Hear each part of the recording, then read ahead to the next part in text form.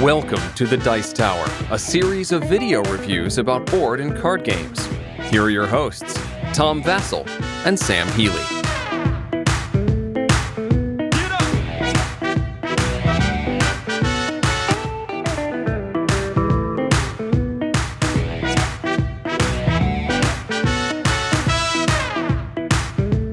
All right, folks, welcome to Miami Dice. Today we're looking at a game that's not quite out yet. It'll be out in April, and that is Avengers vs. X-Men Dice Masters. Or I'm just going to call it Marvel Dice Masters, because in the future there will be DC Dice Masters, and there will be Yu-Gi-Oh! Dice Masters. You're not a DC fan? Yu-Gi-Oh! Dice Masters? Okay, but you were poo-pooing the DC one, weren't you? Yeah. You're not a DC fan? No. You love Batman? No, my sons love Batman. Oh, that's okay. All right, well, let's not get off on Marvel vs. DC, but this is a game by Mike Elliott and Eric Lang, and it is a game that I think it best can be described as kind of a mix between Quarriors, which is another dice game that Wizkids did, and almost Magic the Gathering. Let me show you how it plays, and we'll be back.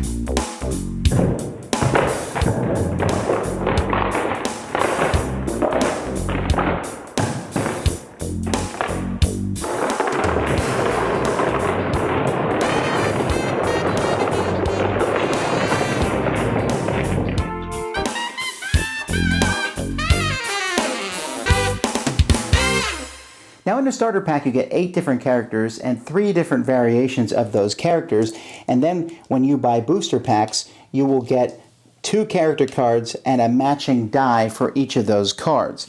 Now, no matter what character card that you get, for example, here's Deadpool, there's 3 different variations of Deadpool. There's Deadpool Jack, Deadpool Assassin, and Deadpool Chayanasaki. And there's the dice that go with Deadpool. Those dice match all of those cards. Now, for each character, like for example with Deadpool, one of the cards is common, one's uncommon, and one is either rare or ultra rare. There's different groupings of those. Hey folks, Tom Vasel here, and I just wanted to talk real quick about the collectability of this. There's a lot of people who do not like collectible games, even though obviously a lot of people do, since Magic the Gathering does so well. And some people will be like, oh, I'm not going to play this because it's collectible. I want to tell you right now, don't let that stop you. First of all, in the starter deck, you get 8 characters, 3 different variations of each. That is enough to play. Maybe you can play these small, dinky one-on-one games. You kind of need 2 people to buy the starter decks, but still. I mean, it gives you a lot of variation right there. Then the second thing is, these collectible packs are going to be 99 cents each, which is just fantastic. You'll be able to use them right away. Let's say you buy a pack and you get 2 dice and 2 characters. You'll be able to stick both of those and use them immediately in your games. And since only the cards are rare, if I get common Wolverines, and I have enough dice to be able to use them eventually. Thirdly, the very powerful characters in this game are kind of just spread all throughout. There's ultra rares and stuff, but the ultra rares are different and cool, but they're not like, oh, you need these cards to win the game. The commons and uncommons are just as good. It's basically just that some of them are variations and collectors can chase them. I'm telling you folks, do not let the collectability turn you off from it. Even still, you could pay $20 and you get 40 dice and 40 different well, not different characters, but 40 character cards and stuff. It's a really cool concept. I'm really looking forward to that aspect. Don't let the collectability turn you off. Now, when you play a game here, you're going to build your team. To build your team, you bring 8 different character cards with you. And you'll place those 8 different character cards. You can pick any 8 character cards you want. And then you have 20 dice that you can bring total. So you can see I brought 1 Phoenix die, but I brought 4 Wolverine dice because maybe I really like Wolverine. You do have a limit to how many dice. If you notice at the bottom of the card, it will tell you how many dice you can bring. So Iron Man can have a maximum of 4 dice. Each of these dice are shown on the card. The card shows all 6 sides of the dice.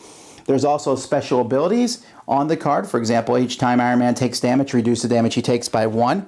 You'll notice there's a little asterisk here that says reduce the damage by 2 instead. That's because on one side of the die there is an asterisk, and so when that side is rolled, you do that. There's also a global ability on this card. It's in red. This global ability affects both players. Both players can do that. So when you bring a character with a global ability to the table, you are giving everybody a chance to do something with some of the sides that are rolled on the dice. Each player is also going to bring 2 basic action cards. Now you can bring whatever basic action cards you like, and these all come in the starter decks. but then they're placed on red, gold, blue, and green. And basically, these cards have no dice that go with them per se, but when I put it on the red dice, these 3 red dice pertain to that. And when an action die is rolled, it's either going to provide some generic resources, like right here, you can see that these provide 2 generic resources on 3 of the sides, and then the other 3 sides have a special ability that happens when you roll that die. Some of these also provide global abilities that both players can use. Now at the beginning of the game, each player is going to get 8 sidekick dice. They're going to put these dice in one of the 2 bags that's provided with the game, these air sickness bags. Now these bags are not really that good of quality, so if you guys don't mind, I'm going to use one of the many cloth bags that I have sitting around. You'll put those 8 dice into that bag. Now on your turn, what you're going to do is you're going to pull 4 dice from this bag and roll those. And you get 1 re-roll. You can re-roll the dice, as many of the dice as you want, but I'll just take this roll here. Now what these dice have done is they've given me different energy types. Here's fighting energy and this is lightning energy. And I can use that to buy more dice from my grouping. To buy dice, and I can buy as many dice as I can afford, the cost is up in the top left-hand corner. To buy Iron Man, I need to spend 4 energy, but one of those energy must be the shield type. So if I don't have the shield type, I can't buy Iron Man. So Black Widow is very inexpensive. She costs 2 energy, but one of those energy must be a fist. So when you're building your grouping here, you obviously don't want to put too many of these 7 energies in because they're going to be harder to get. Once you buy a die, whether you buy one of these or both players can buy these dice up here, and these dice, their cost, if you notice here, this distraction here, the cost is 4. There's no type needed. Any 4 energy works for that. So you can add these. When you do this, all the dice that you've spent to buy these dice and the die that you bought goes to your used pile. When it's time for you to draw from your bag and you can't draw any more dice, you'll stick all your used dice back in. So as you buy dice, you're going to have better and cooler dice to use. As you can see, for example, Angel here, some of the sides of Angel will give 2 energies. So that's how you can buy the bigger characters, by getting more dice in your deck. Now, that's not how you're going to win the game though. To win the game, you need to attack your opponent. Now the sidekick dice have here a sidekick on them. It shows a little chess pawn. And there's 3 numbers on this. And there will be 3 numbers on the different characters. So for example, here's Angel, here's Cyclops, and here's Phoenix. Now there's the numbers in the top left-hand corner of each die shows the amount of energy you have to pay to be able to essentially summon that hero to your battlefield. And you'll put them in your ready area. So your sidekicks are free, Angel's free, but I would have to spend 1 energy to get Cyclops out and 2 to get Phoenix out on the table. And there's different sides. This is one side of Phoenix. There's another side that's 1 energy for 5/5, and then there's her level 3 ability, which costs 3 energy, but it's an 8/8. Those numbers are your attack and defense. After you're done summoning your people, you can attack your opponent. Now when you attack your opponent, you pick which dice and you're going to move them out to attack your opponent. If your opponent has dice, he can block with those dice, and if he doesn't, well then he's just going to have to sit there and take damage. You're going to have to find some way to keep track of damage. This is very similar to Magic the Gathering. Each player has 20 damage. If no one blocks my die, let's say no one blocks Phoenix, and she gets through, she will do 8 damage to my opponent. She is then removed and put in my use pile, and I have to wait till I draw her again and put her out. If I am blocked, we then will compare it. Let's say Cyclops blocks Angel here. So Cyclops does 5 damage to Angel's defensive 2. So he knocks out Angel. Angel does 2 to Cyclops, which doesn't knock out Cyclops. So Cyclops would stay on the board. Angel would go to a knocked out area, and next turn when I pull 4 dice from the bag and roll them, I'll also be able to re-roll Angel along with that. So as you have your dice knocked out, it's not the end of the world. That just gives you more dice to roll next time. If you attack, let's say Cyclops attacks my opponent and he had Angel and he blocks and I knock out Angel and I don't do any damage, Cyclops will just stay there. And you don't have to. I might have a sidekick here and I keep him out in front of me so that I can use him to block a bigger creature later on. Now what makes the game very interesting are the different special abilities that the characters have. For example, when Wolverine here, if he attacks alone, I can spin one of my opponent's characters down a level. So you can see the difference here in Wolverine's levels themselves. Level 3 here, which is the 3rd level, He's an 8/4, level 1. He's a 5/2, so knocking someone down a level. Over here, Cyclops, when he's blocked by more than one character, and you can do that. You can use multiple characters to block someone. He does damage equal to his full attack to each character blocking him, instead of splitting it. Here, Doctor Strange, when he's active, each time you use an action, those are the action dice, the blue, gold, red, and green, or dice, you deal 2 damage to a character or to your opponent. The Phoenix here at the end of the action step. Each character that's engaged with Phoenix deals damage equal to its attack to your opponent. So that's pretty cool. And then you knock out those characters. So that's pretty, there's some really neat special abilities. And like I said, there's 3 variations of each of the characters. Speaking of characters, let's look at some of the characters involved in the game. Here we have Hulk, and each of these characters has different variations of colored dice. So we have Hulk here with anger issues. We have Spider-Man. Everyone's going to want Spider-Man. We have Mr. Fantastic. We have Thor. Thor is a very powerful person. We have War Machine, who does really good damage usually when he's hooked up with Iron Man. We have Nova. Not a character a lot of people know about, but a great character from the comic books. We have Silver Surfer, everyone's favorite overpowered character from the comics. We have Nick Fury, who really makes the Avengers shine. We have Magneto. Yes, there are villains in this game, and sometimes putting villains together can help out a lot. We have Venom, everyone's favorite character except in Spider-Man 3. We have Green Goblin, who's one of the cheaper villain characters you'd use. There's a shield. This is actually an action die. You can use this as one of your 8 characters, not actually a character. It's a special piece of equipment, but it's something cool you can add in it. Sometimes the pieces of equipment work well with the character who uses them. We have Dr. Doom, who's always annoying everybody. We have Beast. He's a cheap die, easy to get out, and can be very useful in that regard. We have Nightcrawler, who's one of the original characters that comes in the starter deck. And we have Captain America, who is really cool, and everyone likes Captain America, and he's the best Avenger and best Marvel character ever. We have Colossus, totally underrated character. Can't wait to see him in a movie and shine. Very powerful. You can see he costs 7 here. We have Human Torch. Everyone likes Human Torch. We have Doc Octopus. Hooray! We have Professor X. And I really like these dice, these gray and blue ones. All right, we have Ghost Rider. And we have Thing. Oh, another one of my favorite characters. Strong and have, you can play here with the Fantastic Four, and that's a lot of fun. We have Gambit, who has some pretty cool dice and special abilities. We have the Punisher, totally overrated character, but I know a lot of people are going to want to use him. We have Mystique, who can copy her opponent's abilities with many of her variations. We have, I'm not even going to try to pronounce this properly, Mjolnir, Thor's hammer. And we have Loki. What a jerk, I hate him. And we have Rogue, also someone who's good at copying other people's. So you can see there is a lot of cards, and there is certainly a lot of dice you can get for this game. So that's basically the game. You're going to just keep rolling dice and grabbing them and buying more dice from your group or from this combined pool here in the middle. And then eventually one person will knock the other person below 20 life, and then you are the victor of the game. All right. There is a lot, if you get everything in the game. So we have here, and I've already showed you all the different dice that are in the game, and there's a lot of different cards in the game. And I'm looking for the game. These don't come in the game. We'll talk about that later. No, we're talking about that now.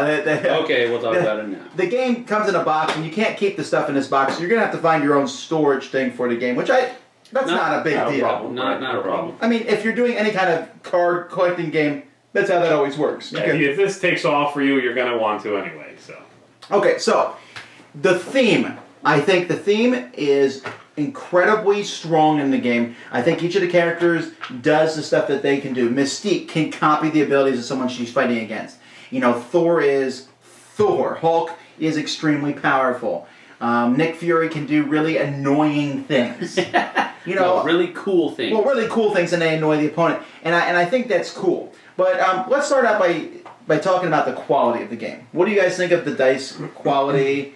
Obviously the bags are terrible quality. But right, that's just the one. Horrible. That's the one thing that obviously was a corner cut, but the dice and the cards, the artwork, the production on the dice is excellent. Yes.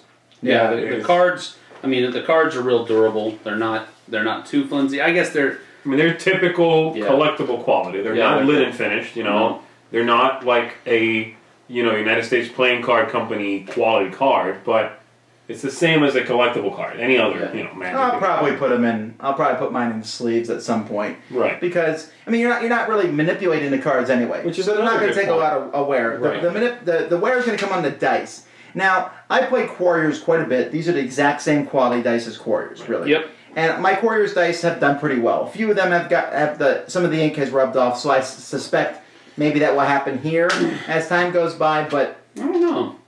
They're pretty.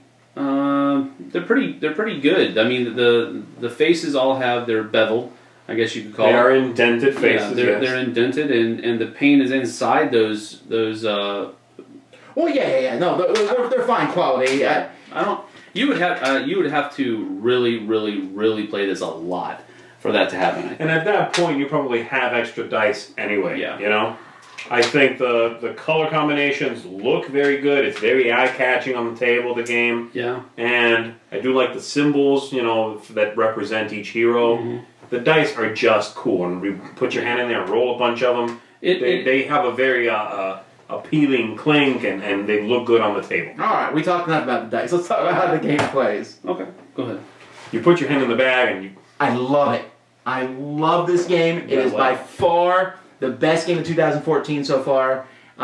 It's been the best game I've played in the last 6 months. I like it so very much. So you're touting this as game of the year so far? Wow, that's March. But, I mean, no, what I mean is, I can't make that sort of claim. But yes, so far it is. But so many qualities of it I like. I like rolling dice. Yes. I love rolling dice. And I liked Quarriors a lot. Mm-hmm. But in Quarriors, you kind of attacked everybody, and there wasn't that much strategy. You just played big creatures that beat small creatures. Right. In this one, you can use small creatures to block big creatures, or use a special ability to stop a creature from doing something. Mm-hmm. It has a very strong similarity, really, to Magic the Gathering. The difference being here is that you're not building a deck, you get to build this cool pool of dice. Right. Which is another thing I like, because you bring 8 characters and pick the 20 dice, that's a lot of different combinations. I like the theme, too. I mean, the theme comes through spectacularly with the mechanics of the game. It just clicks. Everything just works. And there's nothing that feels superfluous, and there's nothing that feels like it's missing. The game gives you it's like a tight, hot 20-minute fight, and you feel like you are really bringing these guys to the table and duking it out. It's got a good feel. Yeah, going back to the depth that Tom hit on a little bit with having 8 players, 20 dice, 8 characters rather, 20 dice. You also have 3 to 4 different versions of each. Yeah, right. Of each character, which means that you can even further. Maybe you play the same 8 people, but you could play different versions of those 8 people, and they all do different things. And I don't know. It has a lot of legs to it, I think. There's a lot here to customize, Yeah. Yes. And you get 24 different character cards in the original base in set. one set. And then you can buy those booster packs for 99 cents a pop. I mean, I'm predicting now this will be one of the biggest hits of 2014. I really do. When I took it to the store and we played it, I mean, it was in constant. People wanted to play it. Yes. Mm-hmm. Eric, when he took it to TotalCon, people were constantly, he said it was in use the whole time. And I really can see that. To me, it's fun that it uses cards and dice. Magic the Gathering, it's all about building the deck. And then, I mean, you play the deck, but what you play, it's not like I'm going to do a different combination with these cards. Yeah. With this, you have to do that building a deck kind of sort of where you bring the characters, but it's what you roll. So there's always that luck of the roll, and that's kind of fun. Yeah, it can be. Unless the dice really turn on you at certain points. Well, really right, I understand. But I think the game is short enough that that's not a problem. I don't think I think I want to pull back on your statement that it uses cards and dice, because the cards are really just places. I don't mean places. They just sit there. You don't actually use them. So I don't want to overstate that. But you can bring in different cards, is what I'm saying. Yeah, you can, but I mean, you're really just manipulating dice, much like in Quarriors. In Quarriors, you have the cards that represent what each dice does and special. It's the same thing. Mm-hmm. You're not really using the cards; you're manipulating the dice. So the difference is you bring your team to the table. Yes, I understand that. Yeah, that's where that flavor, that personality to the game comes in. When you play a game like Quarriors, not that to keep harking on it, but once you don't bring that flavor, your personality to the table. In this game, you bring your team. Those are your guys. You know what? You bring your dice. That's you. But once you start the game, you're done using the cards. Well, the cards are the dice, right? Right. Okay. No, I understand what you're saying. I'm just saying that I think it's very exciting that you can bring that in and you have your team. You can build your own team. It has almost the overpowered. Okay, now this is a game that I love so much that I'm this close giving it a 10. That's how much I like it. Mm-hmm. I'm curious what you guys think of it because I don't think you guys love it as much as me. I mean, I'm sleeping on this tonight. Go ahead, Sam. I'm not a 10 here. I'm probably maybe an 8.5 to a 9. I really do enjoy the game. I'm not gonna give this a 10 though, because 10 is kind of the holy grail type feel to it. You've really got to hit it out of the park, and I think they did well. This is definitely a triple, but it's not a home run. I'm super excited. I mean, I can. Again, there's the other aspect to where you've got everything. Regular Joe Schmo isn't going to have everything. Well, no, but I was excited when I played the first starter deck, and I was like, oh, and I would be so tempted to just go buy like 30, get dice, more dice. Yes. I'm tempted to go get more dice, just like more of these dice to mess with. It's exciting. Okay. So I like the game a lot. Also, I'm probably around Sam's camp, like an 8, like a solid, great game. It's a light game though. It's not doesn't rewrite the book. But man, that's a great chapter. Yeah. Yeah, it kind of adds, it combines two things. It's just a great theme. Again, I'm excited for the DC, just to be able to throw those things together, Superman versus Hulk. Actually, I'm going to put Superman and Hulk in the game, to me, is almost more about the promise right now, which is what is very exciting. The game has a lot of promise. I like the game a lot. It's a great, great, flavorful dice game. So, when this comes out, get it. I'm going to highly recommend that. If you like Magic the Gathering, get it. If you like Warriors, get it. If you like dice, get it. If you like two-player matchups, if you like superheroes, I think you should get it. Yes. There's a lot of positive for it. I certainly don't think everyone's going to like it. In fact, some people are going to write books on things. Yeah. I don't feel like there was lots of imbalances of power. I mean, I haven't played it a million times to know. Right. Some characters feel much more powerful than others, but they cost more. Right. And you can pull off these really cool combos, as I have found out. So, anyway, 2 digital comic books up. That's such a lame thing to say. Yeah. Really like it. 3. I'm giving it 3 Wolverine claws up. How's that? That's better. That's cooler. Is that what you were going to say? No. Okay, cool. There we go. Go. Oh, I got to go now? I can go. Go. Go ahead. I'm going to give it 1 Mark 6 up and 1 Mark 7 up, baby. Ooh. Woo! The Iron Man route. That was better than me. All right. Go ahead. I'm going to give it 2 Titanium Colossus arms up. Oh, Colossus. All right. Anyway, that's the game. Thanks for watching Miami Dice.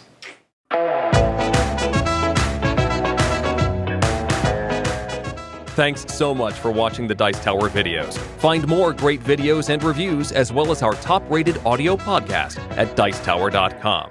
You can also find other great shows at Dicetowernetwork.com.